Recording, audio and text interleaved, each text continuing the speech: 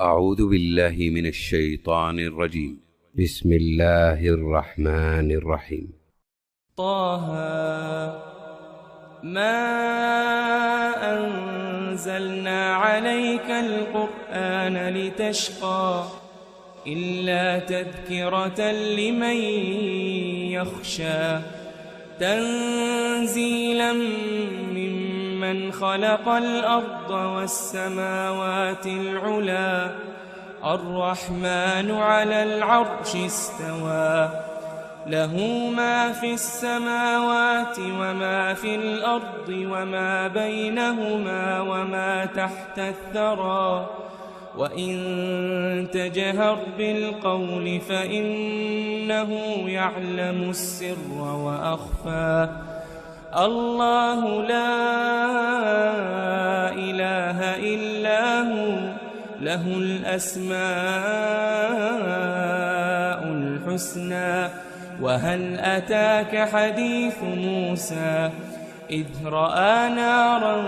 فقال لأهلهم كثوا إني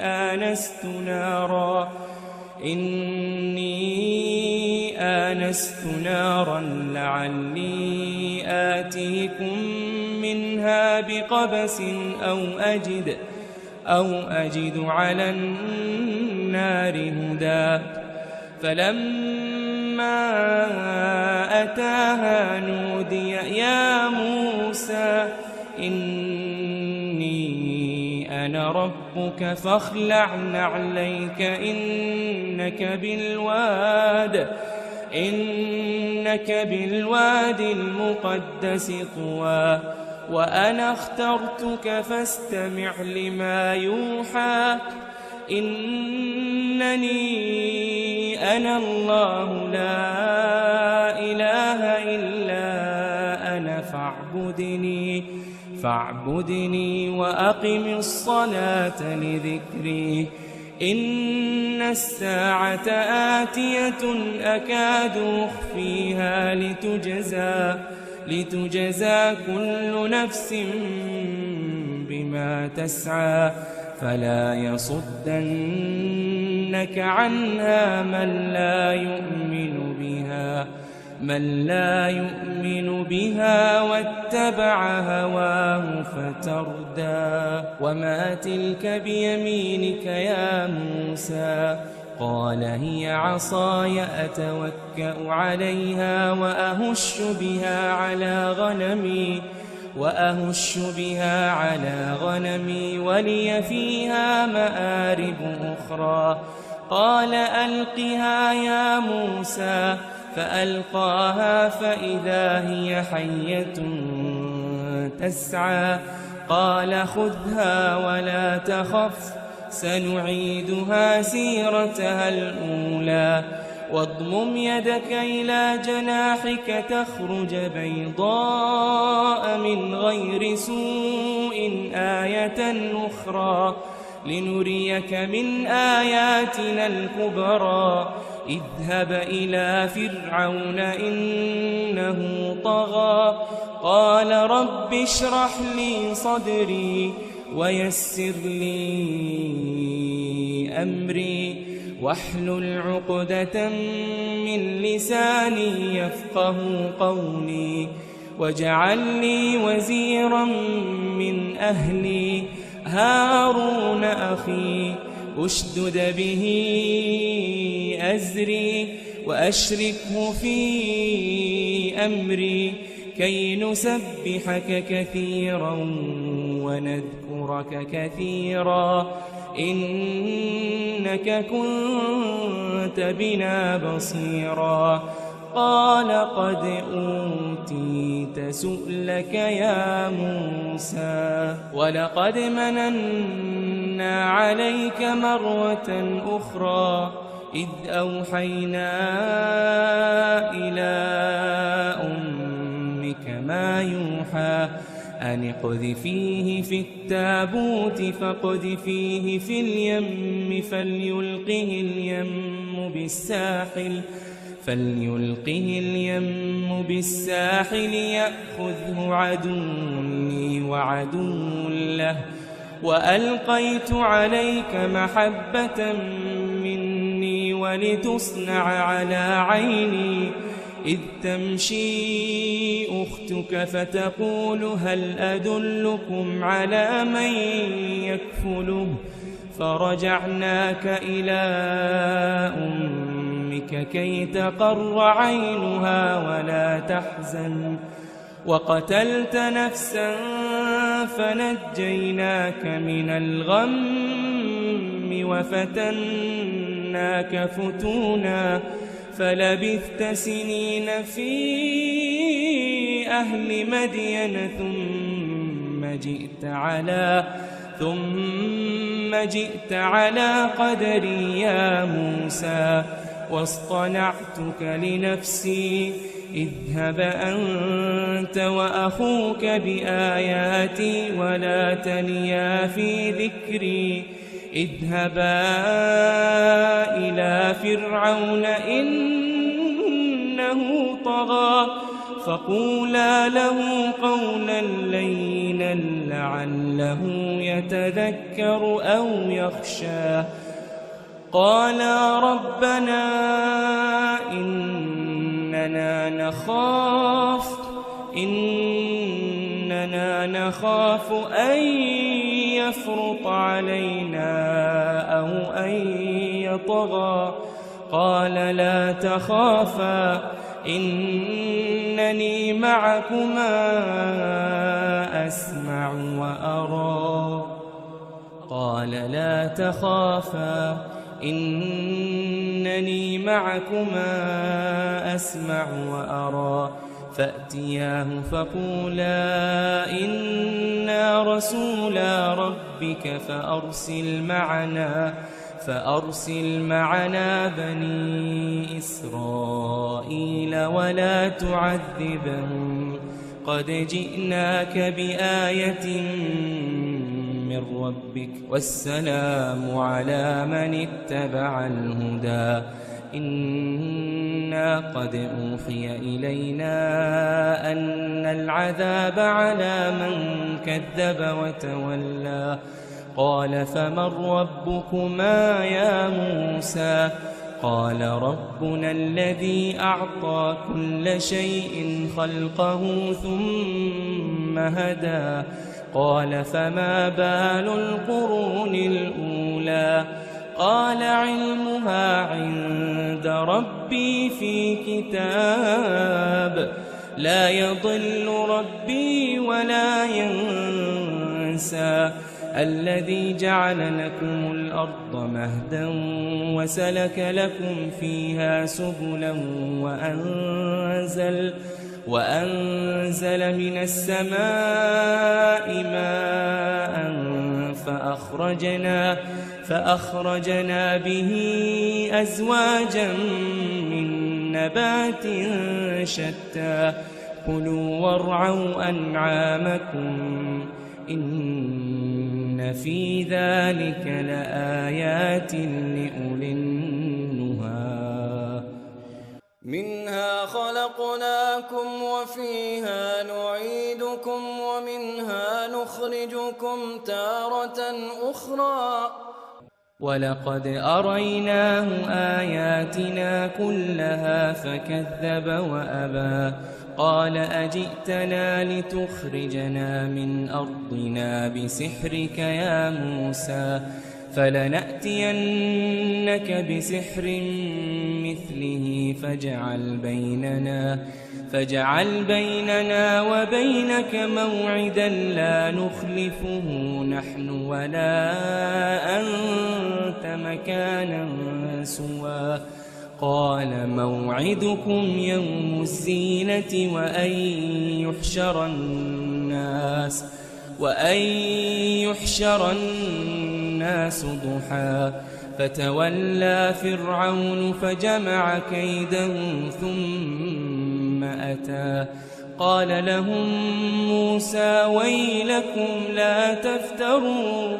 لا تفتروا على الله كذبا فيسحتكم بعذاب وقد خاب من افترى فتنازعوا أمرهم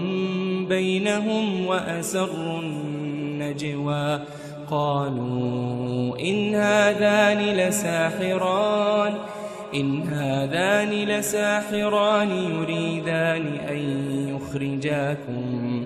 يريدان أن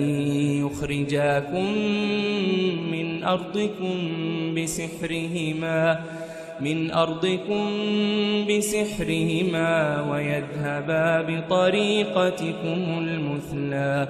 فأجمعوا كيدكم ثم أتوا صفا وقد أفلح اليوم من استعلى قالوا يا موسى إما أن تلقي وإما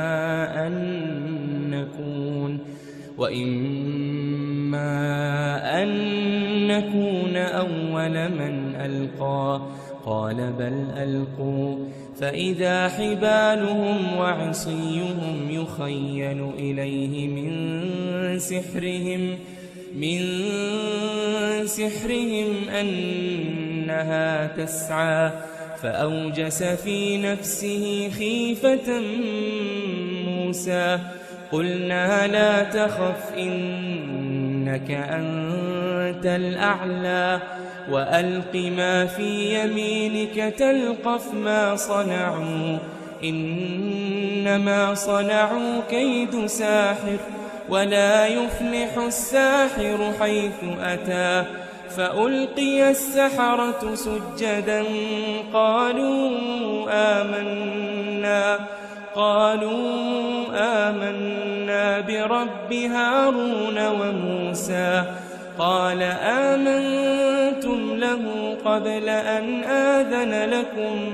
إنه لكبيركم الذي علمكم السحر فلأقطعن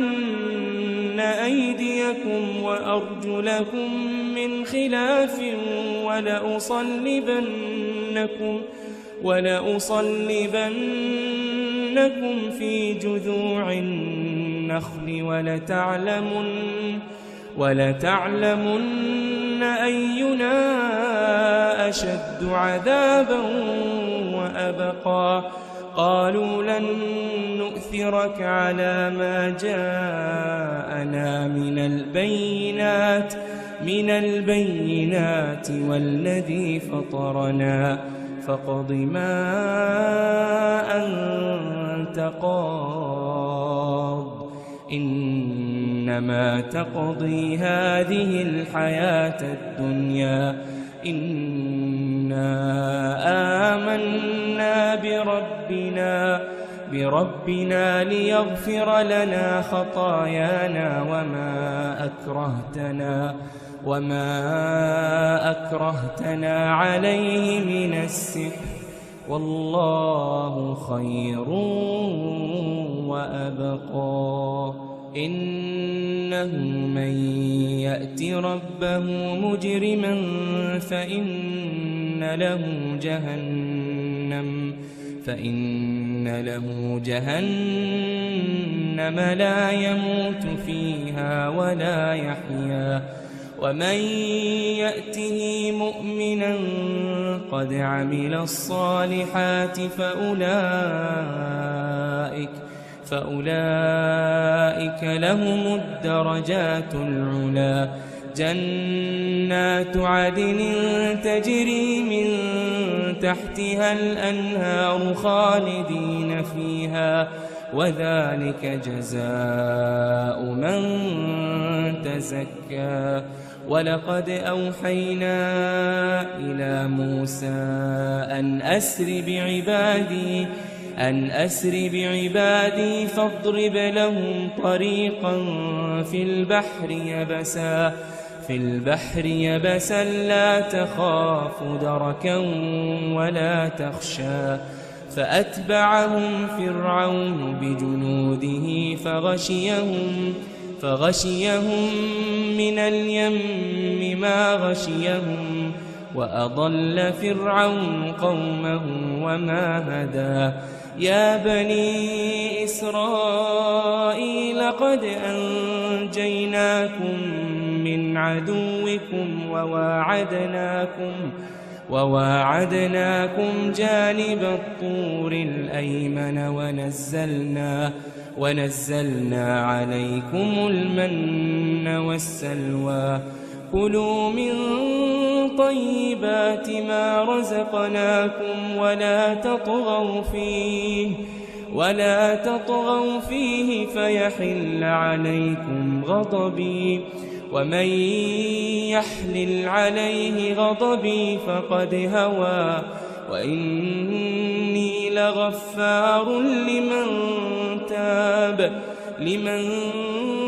تاب وآمن وعمل صالحا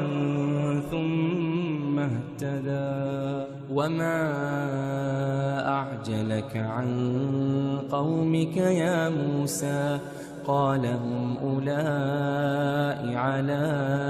أثري وعجلت إليك رب لترضى قال فإنا قد فتنا قومك من بعدك وأضلهم السامري فرجع موسى إلى قومه غضبان أسفا قال يا قوم ألم يعدكم ربكم وعدا حسنا أفطال عليكم العهد أم أردتم أن يحل عليكم غضب من ربكم فأخلفتم موعدي قالوا ما أخلفنا موعدك بملكنا ولكننا حملنا أوزارا من زينة القوم فقذفناها فكذلك ألقى السامري فأخرج لهم عجلا جسدا له خوار فقالوا هذا إلهكم وإله موسى فنسي أفلا يرون ألا يرجع إليهم قولا ولا يملك لهم ضرا ولا نفعا ولقد قال لهم هارون من قبل يا قوم إنما فتنتم به وإن ربكم الرحمن فاتبعوني وأطيعوا أمري قالوا لن نبرح عليه عاكفين حتى يرجع إلينا موسى قال يا هارون ما منعك إذ رأيتهم ضلوا ألا تتبعني أفعصيت أمري قال يا ابن أم لا تأخذ بلحيتي ولا برأسي إني خشيت أن تقول فرقت بين بني إسرائيل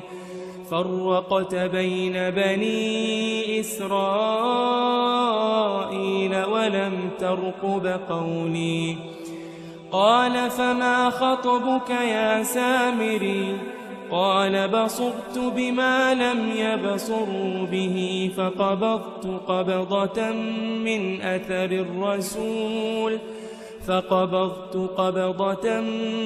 أثر الرسول فنبذتها وكذلك سولت لي نفسي قال فاذهب فإن لك في الحياة أن تقول لا مساس وإن لك موعدا لن تخلفه وانظر إلى إلهك الذي ظلت عليه عاكفا لنحرقنه ثم لننسفنه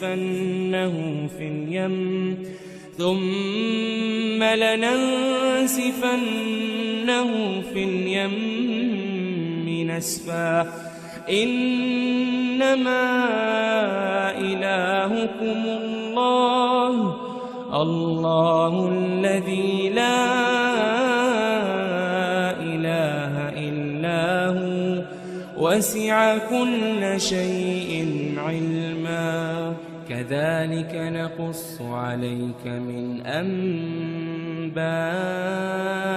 ما قد سبق وقد آتيناك من لدنا ذكرا من أعرض عنه فإنه يحمل يوم القيامة وزرا خالدين فيه وساء لهم يوم القيامة حملا يوم ينفخ في الصور ونحشر المجرمين يومئذ زرقا يتخافتون بينهم إن لبثتم إلا عشرا نحن أعلم بما يقولون إذ يقول أمثلهم طريقة إن لبثتم إلا يوما ويسألونك عن الجبال فقل ينسفها ربي نسفا فيذرها قاعا صفصفا لا ترى فيها عوجا ولا أمتا يومئذ يتبعون الداعي لا عوج له وخشعت الأصوات للرحمن فلا تسمع إلا همسا يومئذ لا تنفع الشفاعة إلا من أذن له الرحمن ورضي له قولا يعلم ما بين أيديهم وما خلفهم ولا يحيطون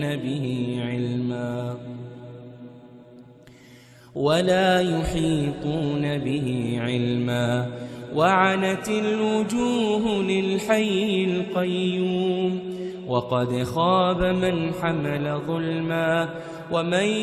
يعمل من الصالحات وهو مؤمن فلا يخاف ظلما ولا هضما وكذلك أنزلناه قرآنا عربيا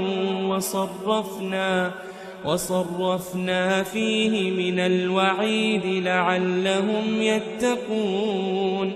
لعلهم يتقون أو يحدث لهم ذكرا فتعالى الله الملك الحق ولا تعجل بالقرآن من قبل أن يقضى إليك وحيه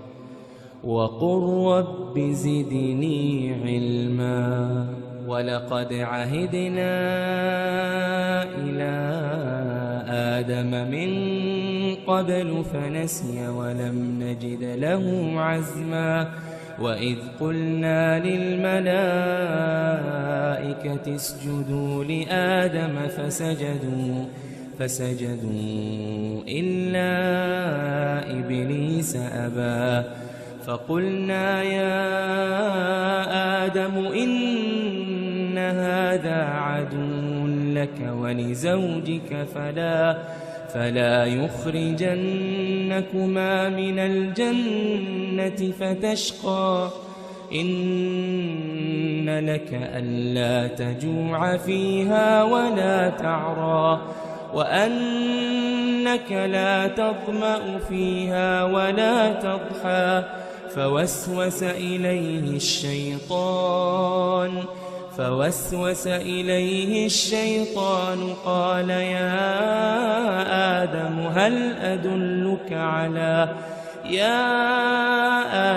هل أدلك على شجرة الخلد وملك لا يبلى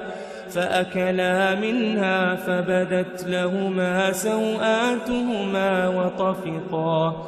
وطفقا يخصفان عليهما من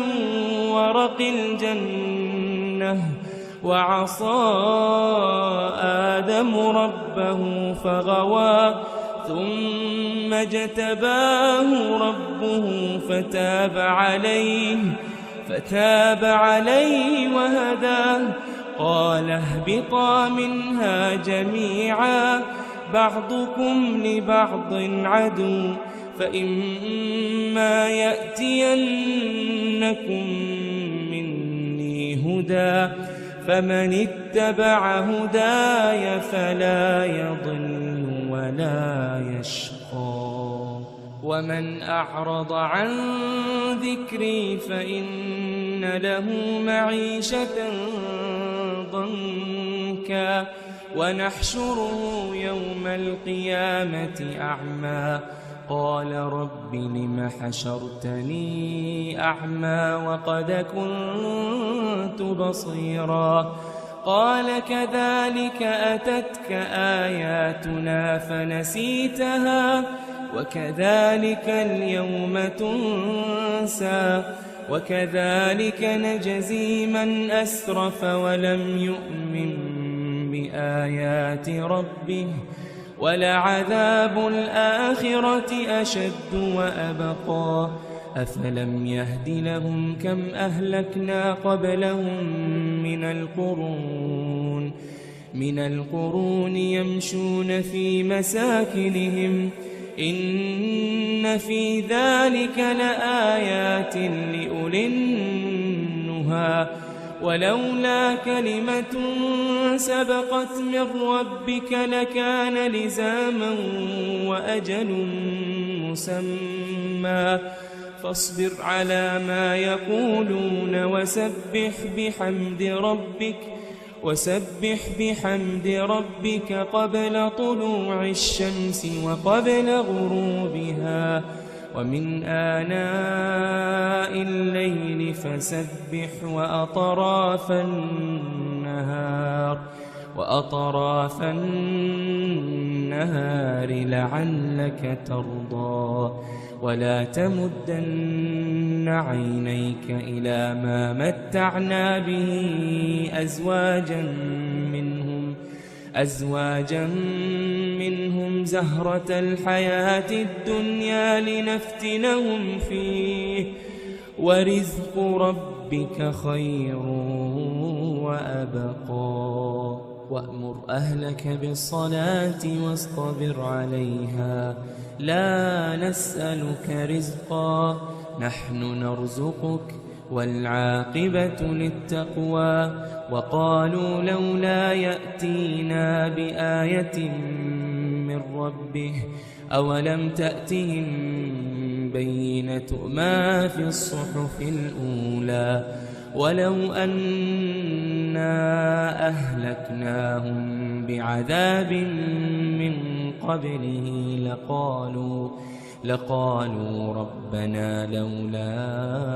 أرسلت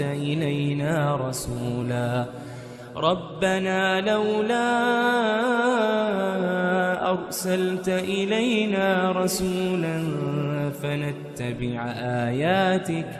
فنتبع آياتك من قبل أن نذل ونخزى. قل كل متربص فتربصوا فستعلمون من أصحاب الصراط السوي ومن اهتدى.